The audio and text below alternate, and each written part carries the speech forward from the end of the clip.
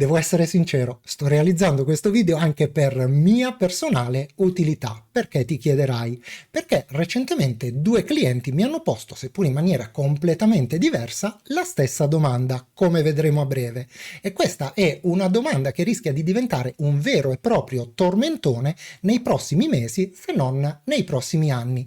E allora perché non realizzare direttamente un video nella forma che mi è congeniale, metterla su YouTube, soprattutto tenendo conto del fatto che questi stessi argomenti possono essere utili anche a te.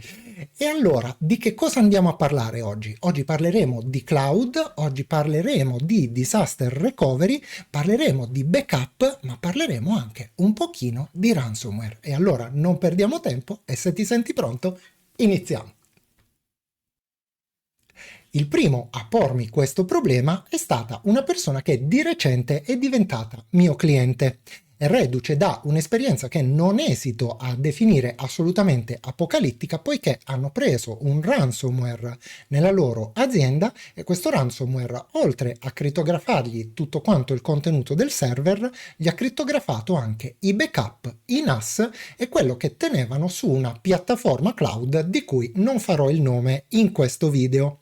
È arrivato da me disperato dicendomi tuttavia che in un articolo aveva letto di uno strumento che era in grado di porre rimedio, o meglio di prevenire questo genere di problemi e che voleva capirne di più perché era desideroso di implementarlo. Ti faccio vedere direttamente l'articolo che lui stesso mi ha mandato. Eccolo qui, si intitola "Il ransomware ferma gli ospedali di Londra, perché la soluzione cloud di Kabbit lo avrebbe evitato". Nell'articolo leggiamo che purtroppo un attacco ransomware senza precedenti ha colpito Synnovis, il principale fornitore di diagnostica medica e servizi di test di Londra, gettando nel caos l'intera rete sanitaria della capitale britannica. L'intrusione ha provocato un arresto improvviso delle operazioni in diverse strutture sanitarie, costringendo ospedali di primo piano a dichiarare un'emergenza critica. La crisi ha portato alla sospensione immediata di interventi chirurgici e appuntamenti di patologia, lasciando pazienti e personale medico in balia dell'incertezza. Solitamente non chioso questo genere di notizie, ma non posso evitare di pensare che una cosa del genere vada oltre la criminalità e sconfini ampiamente nel terrorismo, soprattutto quando ce la si prende con i malati. L'articolo continua dicendo che l'incidente di Synnovis, sebbene non isolato, sottolinea la vulnerabilità delle infrastrutture sanitarie e non solo, aggiungo io, agli attacchi informatici e la necessità di strategie robuste di difesa e di risposta. Tuttavia, almeno per me, la sorpresa è arrivata dopo, quando ho letto che una soluzione anti-ransomware che si sta rapidamente affermando in Europa è Kabbit, società bolognese fondata nel 2016 che oggi conta oltre 300 organizzazioni clienti nel continente, incluse molte aziende sanitarie e pubbliche amministrazioni. Nel paradigma di Kabbit, infatti, nessun dato è archiviato integralmente in un unico nodo e questo è assolutamente fondamentale. Infatti, al contrario, ogni nodo custodisce frammenti di dati criptati appartenenti a molti utenti diversi e questo ha un duplice impatto. Guardiamo la figura che ce lo spiega già benissimo. Quando noi carichiamo un file su Kabbit, questo viene prima cifrato, cioè crittografato, successivamente viene frammentato, ovvero spezzettato in tanti frammenti che poi vengono distribuiti su tutti quanti i server sul territorio.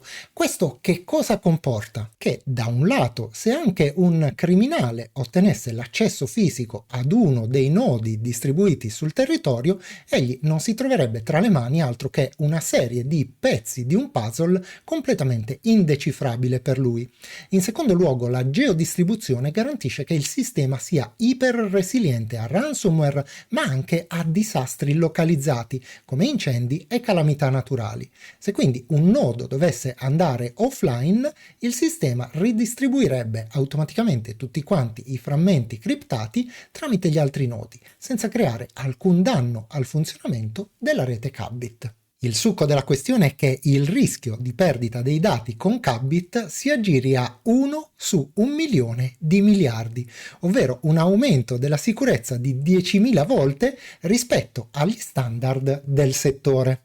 Ma perché ti ho detto che questi argomenti diventeranno un tormentone per i prossimi mesi, se non addirittura nei prossimi anni?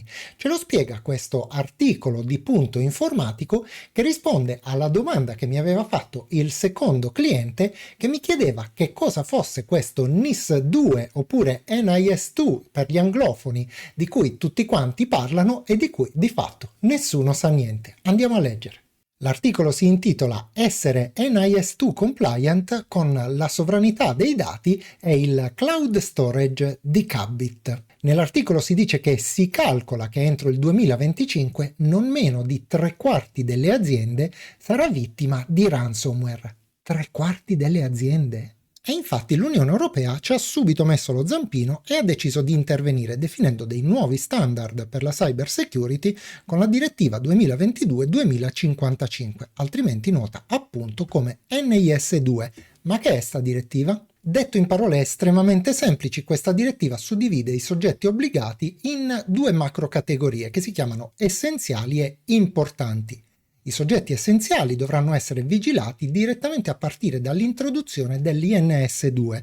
Invece quelli importanti lo saranno solo nel caso in cui dovessero essere rilevate prove di mancanze in termini di compliance, ovvero che non dovessero aver adottato le adeguate misure e fossero sgamati.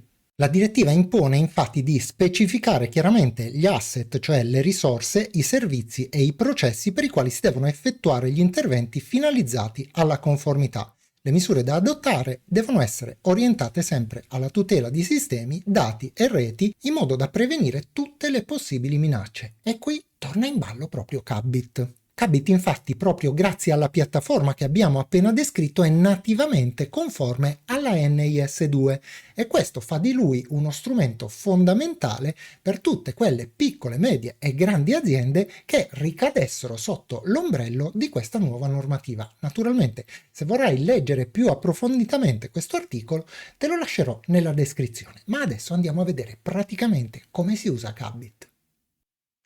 Devo confessare che Kabbit non lo conoscevo bene nemmeno io, ma quando questi due clienti mi hanno posto questi due interrogativi in tempi così ravvicinati, ho capito che era il momento di contattarli per chiedergli delucidazioni.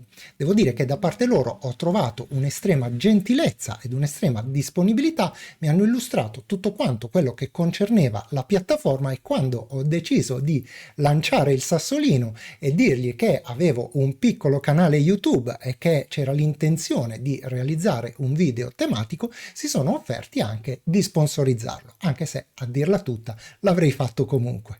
Per utilizzare Kabbit quello che dobbiamo fare è andare su questo indirizzo, quello che si chiama Kabbit, scritto qubit.io. Fatto questo ci basterà cliccare sul pulsante Inizia gratis e verremo trasportati sulla pagina dove potremo registrarci per una prova gratuita di Kabbit. La prova gratuita si svolge in un ambiente demo alla durata di 15 giorni, offre 1 terabyte di storage e non richiede alcuna carta di credito o alcun impegno per essere testata, come vedremo. Per andare avanti clicchiamo sul pulsante Prova ora. Nella pagina successiva dovremo digitare il nostro nome, il nostro cognome, l'indirizzo email e la conferma dello stesso indirizzo email e quindi potremo cliccare sul pulsante Continua. Anche qui potremo digitare il nostro paese, il nome della nostra azienda, il nostro numero di telefono e potremo scegliere la quantità di spazio che vogliamo utilizzare. Io parto da una bassa quantità, quindi scelgo 5-10 terabyte. Ti consiglio infine di spuntare questa casella che ti consentirà di essere contattato dal team di Kabbit perché tutte le loro soluzioni sono su misura. Clicchiamo ancora una volta sul pulsante Continua. Nella finestra successiva dovremo digitare la nostra password, ripeterla nel rigo di sotto e cliccare sul pulsante Done. Ecco fatto, abbiamo terminato. Come puoi vedere veniamo avvisati che c'è stata inviata una mail all'indirizzo che abbiamo scelto che ci servirà per attivare il nostro account di Kabbit. Verifica nella tua casella di posta elettronica e troverai la mail di conferma. Una volta aperta potrai cliccare su questo pulsante e verrai automaticamente reindirizzato sulla pagina di login di Kabbit. Qui ti basterà digitare le tue credenziali e fare clic sul pulsante Login. Ecco fatto. sei dentro. La prima cosa che vorremmo fare sarà creare un nuovo progetto. Per farlo andiamo su questo pulsante in alto a sinistra, clicchiamo su più e nella finestra che si aprirà potremo scegliere un nome per il nostro progetto, lo chiamiamo progetto 1, e potremmo anche scegliere eventualmente un'immagine da attribuirgli. Clicchiamo sul pulsante Create Project e vediamo che qui in alto a sinistra ci compare il nostro primo progetto. La seconda cosa da fare sarà creare il nostro primo bucket. Che cosa sono i buckets? I buckets sono una serie di contenitori diversi per i dati del nostro progetto. Per creare il nostro primo bucket clicchiamo sul pulsante Create Bucket e andiamo ad attribuirgli un nome. Il nome che gli darò io sarà semplicemente contenitore 1. Fatto questo, quello che ti consiglio è di andare ad abilitare il versioning in questo modo qui. Che cos'è il versioning? È semplicemente una memoria delle versioni precedenti di ogni file, in modo tale che se il file dovesse essere erroneamente modificato oppure proprio corrotto da un malware o un ransomware, potrà essere facilmente ripristinato ad una versione precedente. Le ultime due opzioni si chiamano rispettivamente Object Lock e Ownership Control. La prima ci consente di andare a bloccare tutti quanti gli oggetti contenuti all'interno del bucket e quindi di rendere non modificabili i nostri file. Questa naturalmente è una decisione da prendere in relazione a quelle che sono le specifiche esigenze. L'ultima, Ownership Control, decide di chi è l'ownership, ovvero la titolarità dei file che vengono caricati, ma anche in questo caso è una cosa da valutare a seconda delle varie situazioni. Una volta scelte tutte quante le opzioni che vuoi impostare, clicca sul pulsante Create Bucket e il tuo bucket verrà creato. Come vedi, in questo caso si chiama contenitore 1 perché per fare una prova avevo già creato un altro contenitore con 1 scritto a numero, quindi gli ho leggermente modificato il nome. Va bene, abbiamo il nostro progetto, abbiamo il nostro primo bucket, ma come facciamo a caricarci dei file? È di una semplicità davvero disarmante. La prima cosa che faremo sarà andare ad aprire il nostro bucket ed al suo interno potremo trascinare direttamente i file che vorremo. Qui all'interno della cartella documenti ho preparato una cartella dati che altro non contiene se non alcune immagini e potrò trascinare direttamente sia la cartella sia i singoli file qui all'interno del nostro bucket. Dopo alcuni secondi, il caricamento è davvero rapidissimo, come puoi vedere i dati vengono tutti quanti trasportati nel nostro bucket e da questo momento in poi sono assolutamente al sicuro. La gestione dei file con Qubit è semplicissima. Abbiamo infatti a destra di ogni cartella oppure di ogni file questa icona con i tre puntini verticali. Se andiamo a cliccarla in corrispondenza di qualsiasi file oppure di qualsiasi cartella, vedremo tutte quante le operazioni che possono essere fatte con quel file oppure con quella cartella. Una che trovo particolarmente interessante è questa qui, Presigned URL. Che cosa ci consente di fare? Una volta che ci avremo cliccato su, avremo la possibilità di creare un link temporaneo in modo da mostrare all'esterno di Qubit questo file oppure questa cartella. Nella finestra quindi andiamo a scegliere se vogliamo ad esempio condividerla per pochi minuti o per alcune ore. Io sceglierò di farlo per minuti e quindi ci clicco su e poi scrivo 5 e a questo punto vado a creare un presigned URL. Ecco fatto, l'URL è stato creato, può essere copiato e incollato all'interno di una mail oppure direttamente all'interno del nostro browser e come vedi ci comparirà la relativa immagine nel momento in cui l'URL verrà aperto. Trascorsi 5 minuti questo URL non sarà più visibile oppure trascorso il tempo che tu avrai scelto e l'immagine o il documento o la cartella relativa non saranno più visibili fino a quando tu stesso non deciderai di renderli nuovamente tali. Un'altra menzione davvero specialissima la merita il versioning che abbiamo abilitato poc'anzi.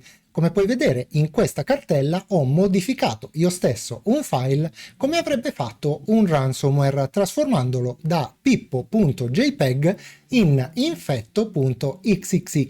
Nel caso in cui uno o più file o anche tutti malauguratamente dovessero essere attaccati da un ransomware, ci basterà attivare il versioning in questo modo qui e vedremo tutte quante le versioni precedenti del file, che tornerà naturalmente ad essere anche apribile e consultabile nella sua versione originale. Naturalmente Kabit prevede anche la possibilità di condividere i nostri file e le nostre cartelle con altri utenti in maniera stabile. Per farlo dobbiamo creare però dei nuovi utenti. La creazione di un utente è semplicissima, ci basta cliccare sul pulsante Users qui a sinistra e successivamente su Invite User. Nella finestra che si aprirà dovremo indicare il nome utente, il suo indirizzo di posta elettronica e scegliere per lui un ruolo che può andare da owner, cioè proprietario, a amministratore, a membro o a mero consultatore dei file. Una volta compilati i vari campi ci basterà cliccare sul pulsante Invite User per fargli arrivare un invito sulla sua casella di posta elettronica. Dopo che l'invito sarà stato accettato, esattamente come noi, lui potrà condividere e visualizzare, a seconda delle prerogative che abbiamo scelto che lui possa avere, i nostri file e le nostre cartelle. A questo punto la domanda che sorge spontanea è: ma dobbiamo caricare manualmente ogni file o ogni cartella che vogliamo salvare su Kabit? La risposta è assolutamente no, perché Kabit si integra perfettamente anche con software di backup come possono essere Vim oppure Arclone, che sono in grado di caricare automaticamente e con cadenza periodica tutto quello che scegliamo di salvare, ad esempio dal nostro server direttamente sul cloud di Kabit. Insomma, una bella comodità.